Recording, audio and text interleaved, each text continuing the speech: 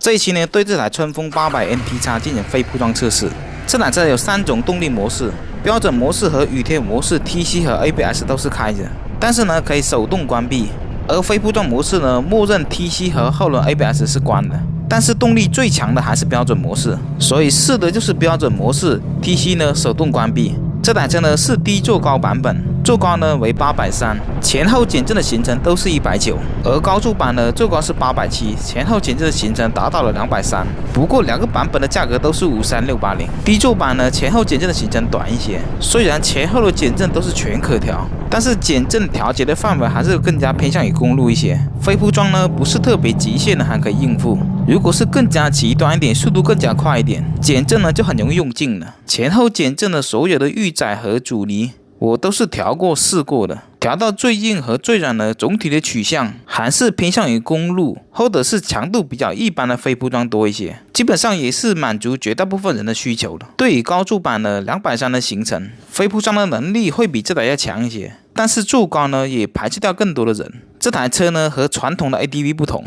它车架的主梁大概在这个位置，然后贯穿到车尾，而油箱和发动机的重心呢在这个位置，然后呢轮子的轴心是这条，所以车辆大部分的重心离轴心很近。这个油箱的容量是 22.5 升，而1升汽油大概是 0.73 千克，就相当于 16.5 公斤了。而这台车的整备质量官方写的是214千克。来，我们称一下到底实际有多重。油箱的容量呢在 80% 左右。将车辆浮震等数据稳定之后读取，前轮的重量是 114.8 千克，而后轮是 106.7， 加起来是 221.5 千克左右。这样的前后重量分配比，如果人坐上去的话，基本上是50比50的，而且大部分的车身重量都靠近了轴线中心。这有什么好处呢？当你扶车的时候，你会感觉到根本不像220公斤以上的车子。同样的220公斤，一个油箱在上面，一个油箱在下面，你左右摆弄车子的时候，明显感觉到油箱在下面呢会更加轻松一些。这就是上下重量分配比。我们大多数人只知道前后重量分配比，但是呢很少有人说上下重量分配比。想象一下，20升的油箱放在上面好还是放在下面好？这个就好比你手臂，你在上面绑块铁摆动起来轻松，还是绑在下面摆动起来轻松呢？所以这用一个生活的例子就能解释得通了。为什么汽车中的 SUV 没有轿车操控那么灵活呢？就是车辆整体重心高低的问题。摩托车的重心低呢，不仅推起来轻松，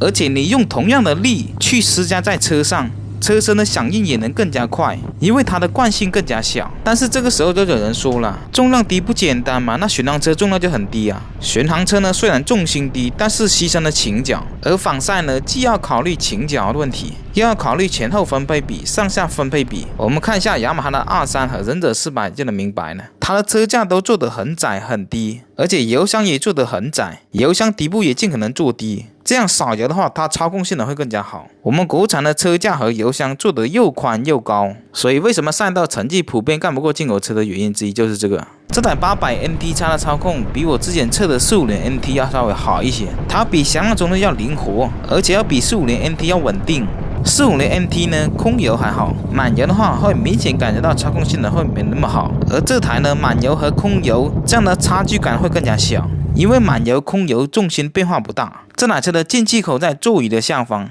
而空滤在这个地方，取下3个螺丝拔出来就行了，方便大家保养。这台车呢，在标准模式下的马力是最大的，测出来的马力是 78.8 匹，而扭矩是 73.58 牛米。它从6500转功率和扭矩都放缓了，有个拐折点，如果是街车的话还能直冲上去的，这也是 ADV 常用的调教手法。我们再看一下3500转以下的动力，这就是明显放缓的迹象。为什么小油门开度能做到省油？从马力的曲线、小油门开度的动力，还有油耗测试的数据，三者都能反映出这个问题，没有一味的调得很激进很冲，这就是典型的日系车的调法。我们看一下非铺装模式，最大扭矩和最大功率都有所降低，这个从中段加速的数据也能反映出来呢。40到100从标准模式的 2.5 秒变成了 2.9 秒，而雨天模式呢，动力差别更加明显，它就相当于一个550排量的动力，马力也降到了51匹。随上了电子油门和电子节气门，它对动力的调节范围能更加广。